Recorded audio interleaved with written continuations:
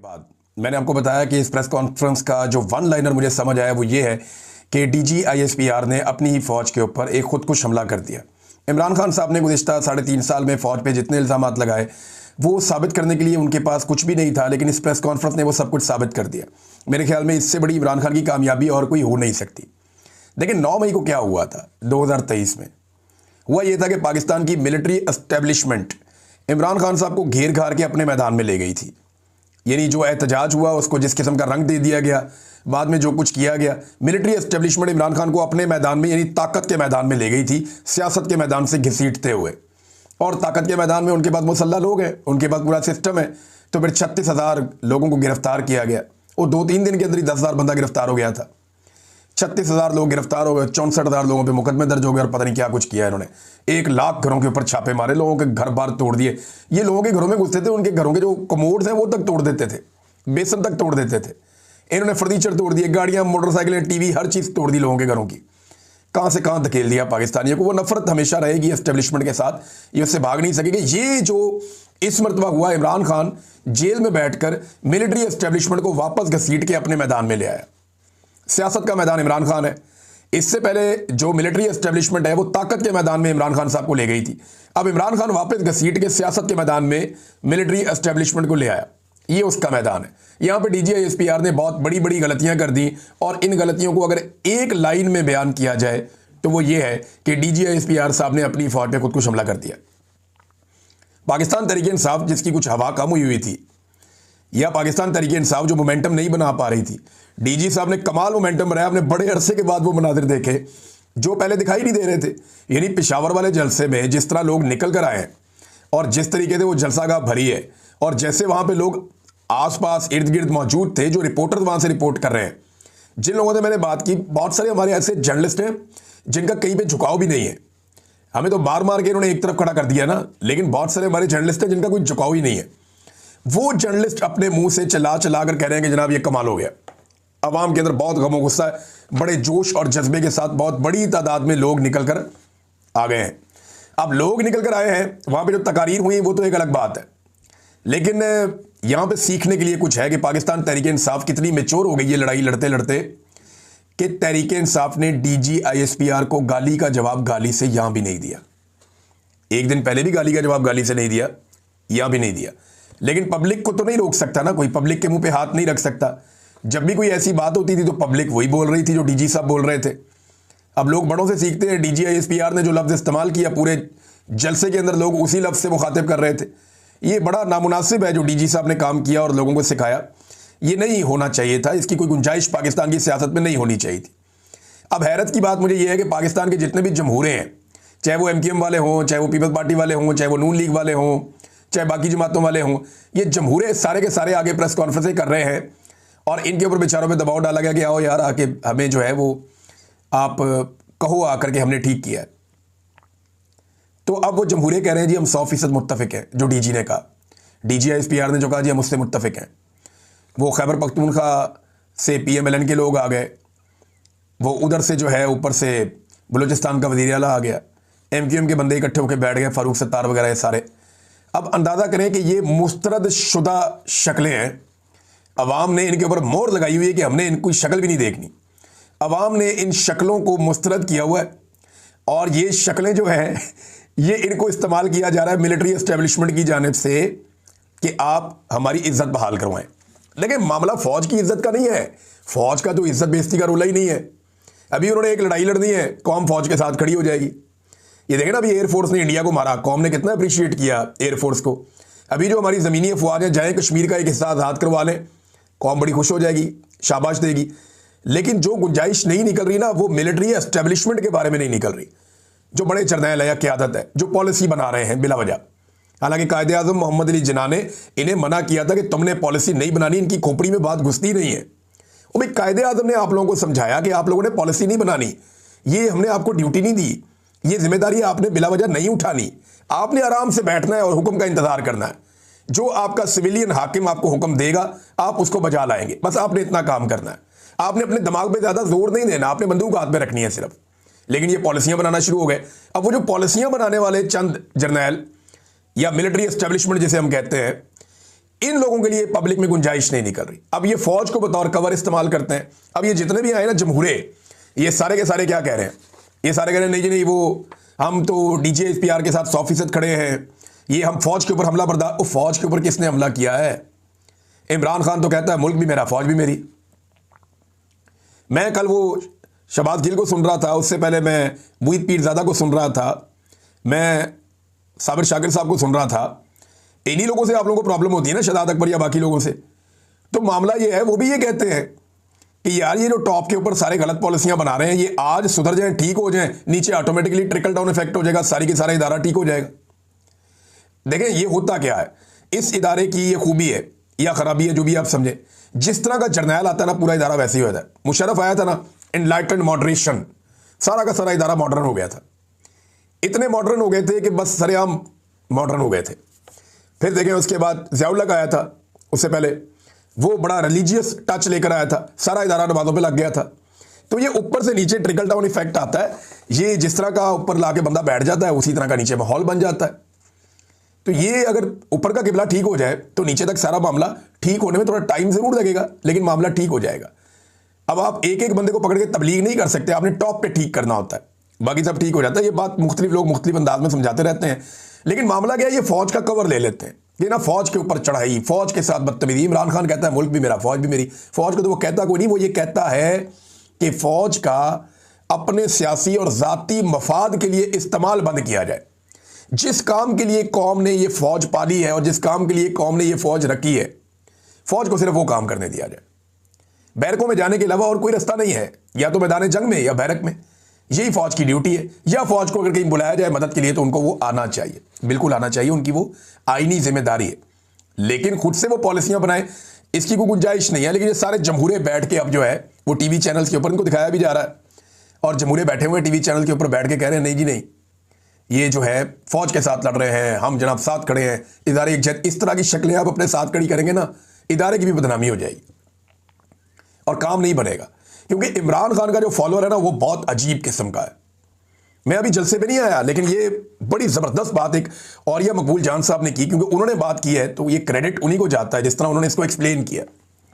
मामला भी यही है कि इमरान खान का दिफा करने वालों पर सूरज गरूब ही नहीं होता, सूरज गरूब नहीं होता इन पे, जो लोग इमरान खान का दिफा करते हैं। ये कहावत नहीं है, ये हकीकत है।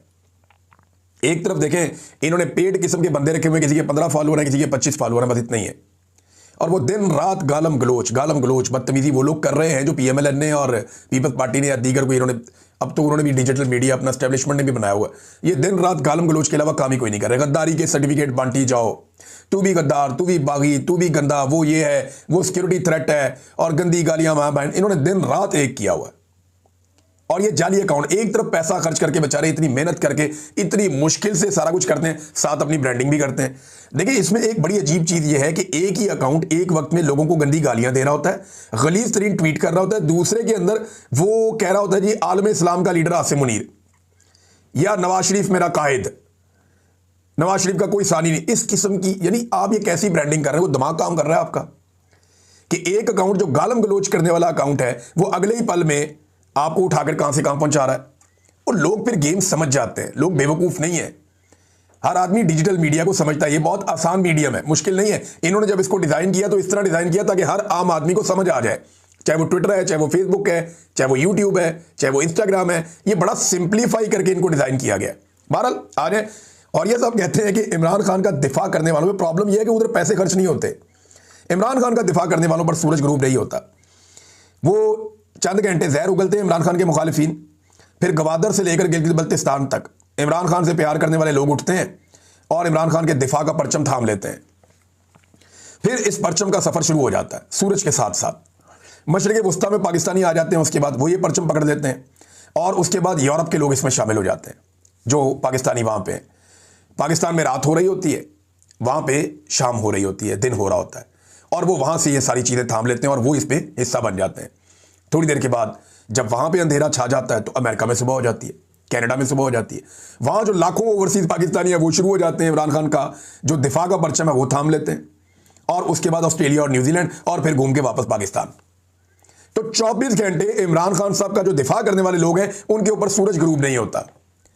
वो मुतहर्रिक रहते हैं हर वक्त कहीं ना कहीं से। तो इसकी वजह से इन्हें समझ नहीं आ रही कि इमरान खान का मुकाबला करें कैसे। अरबों रुपया खर्च करने के बावजूद ये अब तक इमरान खान साहब के बयानिए का तोड़ नहीं निकाल सके। और अब इस तरह की शक्लें ये जो मुस्तरद की हुई हैं पब्लिक ने, उन्हें ला कर बिठाया जा रहा है और कोशिश किया जा रहा है कि कुछ ना कुछ हो। अच्छा, पाकिस्तान तहरीक इंसाफ ने बड़ी मैच्योरिटी का सबूत दिया। डीजी ISPR अहमद शरीफ साहब की गाली के जवाब में उन्होंने गाली नहीं दी। मैं सोशल मीडिया की बात नहीं कर रहा, मैं तहरीक इंसाफ की जो पॉलिटिकल क़यादत जिन्होंने कल एक प्रेस कॉन्फ्रेंस की थी और जिन्होंने आज एक जलसा किया, मैं उनकी बात कर रहा हूं। अब यहां देखें, जो सुहेल आफरीदी ने डीजी ISPR को मुखातिब किया, उन्होंने कहा डीजी ISPR ने मेरे बारे में गलत अल्फाज का इस्तेमाल किया, मैं कबायली हूं, ऐसी तरबियत नहीं कि गालियां दूं। डीजी ISPR और जाली सेनेटर और वज़रा में फ़र्क होना चाहिए, यानी एक जाली सेनेटर में और एक डीजी ISPR में फ़र्क तो होना चाहिए, जाली वज़रा के अंदर और डीजी ISPR में फ़र्क तो होना चाहिए। फिर उन्होंने बाद में इमरान खान के बारे में डीजी ISPR को कहा कि आप नाम क्यों नहीं लेते, नाम लेना इसका उसका, ऐसे क्यों बोलते हैं आप, नाम लें उसका, इमरान अहमद खान न्याजी, और ये नाम हमेशा याद रखना। ये भी सुहेल आफरीदी ने कहा। बड़ी लंबी उन्होंने तकरीर की। मैं एक और चीज़ देख रहा था, मुझे हैरत भी हो रही थी कि जब वो सुहेल आफरीदी ने कहा कि मैं 100 अरब रुपया खर्च करने जा रहा हूँ पेशावर के ऊपर, पेशावर से आए हुए थे ना सारे लोग और बहुत बड़ा जलसा था, मैं 100 अरब रुपया खर्च करने जा रहा हूँ पेशावर पे, लोगों के अंदर मैंने जोशो खरोशी नहीं देखा। मैं ये देख रहा हूँ जब भी वो तरक्याती मनसूबों की बात करते हैं, वो दीगर चीज़ों की बात करते हैं, लोगों को जोश नहीं आता, लोग उसके ऊपर रिस्पॉन्ड नहीं करते। लोगों को पता है इनकी जिम्मेदारी, ये काम इन्होंने करना ही करना है, ये जो बजट अब इन्हें देते हैं इसके साथ इन्होंने पब्लिक का काम करना है। लेकिन असल प्रॉब्लम क्या, जो एस्टेब्लिशमेंट का भी प्रॉब्लम है, जब वो इमरान खान का नाम जलसे में लेते हैं पूरा जलसा गर्म हो जाता है। पठानों की सुई वहीं अटकी हुई है अभी तक। अली अमीन गंडापुर साहब जहां पे लाशें छोड़कर आए थे ना, जख्मी छोड़कर आए थे डी चौक में, पठान अभी तक वहीं फंसे हुए हैं। वो जब भी कोई जलसा होता है, कोई इवेंट होता है, वो बार बार कहते हैं कि डी चौक डी चौक डी चौक, सुई वहीं पे अड़ी हुई है कि डी चौक जाना है। ये तो फिर खौफजदा नहीं हो रहे लोग तो मौत को गले लगाना चाहते हैं, ऐसे लगता है। लोग तो मौत का खेल खेलना चाहते हैं, वो तो ये चाहते हैं कि वो फिर चले जाए। तो लीडरशिप उन्हें रोक रही है। फर्ज करिए लीडरशिप ना हो, कल को आप गवर्नर राज लगा दें खैबर पख्तूनख्वा में, तो फिर इन लोगों को रोकने वाला कौन होगा?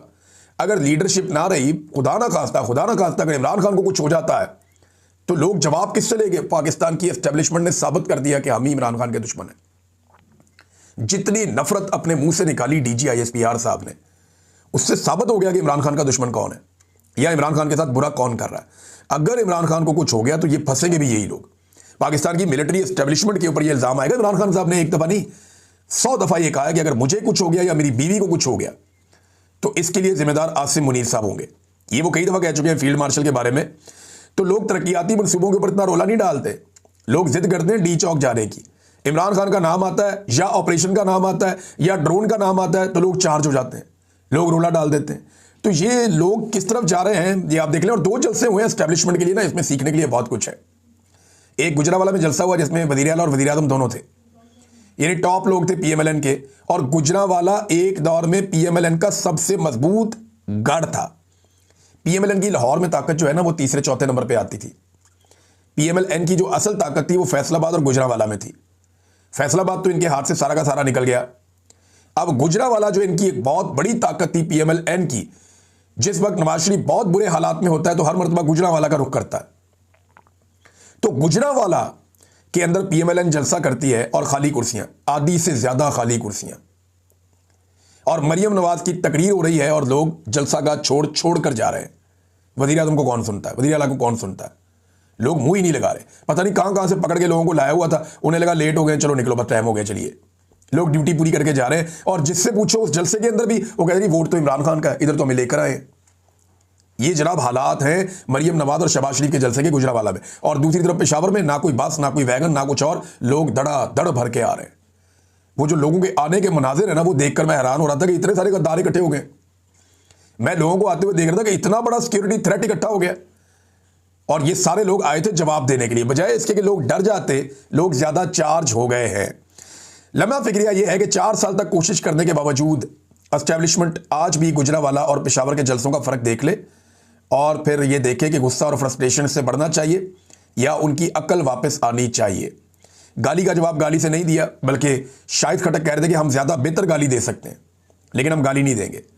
अल्लामा राजा नासिर अब्बास साहब ने कहा कि ये अंदर से टूटे हुए हारे हुए लोग हैं, ये ज़हनी मरीज़ हैं। ये सारे के सारे इन ज़हनी मरीज़ों से मुकाबला है जो पाकिस्तान के लिए सिक्योरिटी थ्रेट हैं, पाकिस्तान की सालमियत के लिए ये लोग खतरा है। महमूद अचकज़ई साहब ने दो बड़ी इंपॉर्टेंट बातें की आज के जलसे में।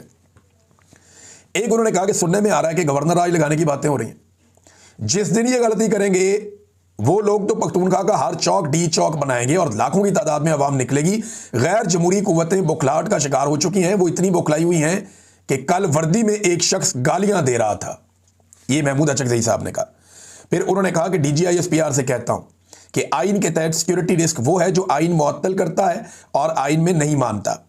सिक्योरिटी रिस्क हम नहीं है, वो लोग हैं जिन्होंने आइन को मुअत्तल किया, उसे पैरों तले रौंदा, उसकी खिलाफ वर्जी की। नाज़रीन, बुखलाहट का आलम मैं आपको यहां पे बताऊं तो आपको बड़ा मजा आएगा ये खबर देख के। जियो के ऊपर एक बड़ी हेडिंग टाइप लगी हुई थी कि जनाब PTI के रहनुमा पार्टी छोड़ गए, फौज पर तनकीद से दिल बर्दाश्ता हो गए, इस किस्म की हेडलाइन लगी थी जियो पे। मैंने फटाफट खोला, मैंने कहा पता नहीं असद कैसर साहब छोड़ गए हैं या बैरिस्टर गौर साहब छोड़ गए हैं या सलमान अकरम राजा साहब छोड़ गए हैं। वैसे पहले बहुत बड़े बड़े नामों को पार्टी छुड़वाई भी गई थी। तो मैंने निकाल कर देखा, जी कोई बंदा है मेजर तारिक महमूद, ये आज़ाद कश्मीर की कोई तहसील है समानी, वहाँ का कोई ओहदेदार है, इसने जनाब पार्टी छोड़ी है। और जनाब इसके ऊपर हेडिंग बहुत बड़ी बना के बहुत बड़ी खबर के तौर पे इसको पेश किया जा रहा है, और हेडिंग के अंदर नाम नहीं लिखा हुआ इसका, ताकि लोग अंदर खोलें और पढ़ें और देखें ये PTI का रहनुमा छोड़ गया पार्टी। हद हो गई वैसे इनकी, ये फ्रस्ट्रेशन है और ये आने वाले दिनों में मुझे लगता है बढ़ती जाएगी। अगर लोगों ने ये फैसला कर लिया कि इमरान खान को बाहर निकालना है, जिस लम्हे लोग ये फैसला करेंगे ना पाकिस्तानी मुश्तरका तौर पे, उसके बाद एस्टेब्लिशमेंट के हाथ में कोई चीज़ नहीं रहेगी। वज़ीर आला ने एक और बात की, उन्होंने कहा खैबर पख्तूनख्वा कोई लेबॉर्ट्री नहीं है, एक आता है एक फैसला करता है, दूसरा आता है दूसरा फैसला करता है। भाई पॉलिसी अवाम के मुंतखब नुमाइंदे बनाएंगे, यही बात कायदे आज़म ने कही थी। यही बात आज एक नौजवान आपको समझा रहा है, सुहेल अफरीदी, की बात को आप समझे। शेर अली अरबाब ने वहां पे एक करारदाद पेश की। ये करारदाद मैं आपको बता देता हूं, फिर ये वीलॉग खत्म करते हैं, क्योंकि वीलॉग सारा इस जलसे पे, इस सिनेरियो पे हो गया। खबरें और बहुत सारी हैं, नेक्स्ट वीलॉग में आपको बताऊंगा। इसमें शेर अली अरबाब ने जो करारदाद पेश की, उन्होंने कहा जी कि हम पाकिस्तानी अवाम इमरान खान को कौमी हीरो और मुंतखब हकीकी वज़ीर आज़म मानते हैं। ये उस बात का जवाब है DGISPR की कि तुम होते कौन हो, आप हैं कौन, आपकी हैसियत के, इस किस्म की बातें जो की थी उसका जवाब है।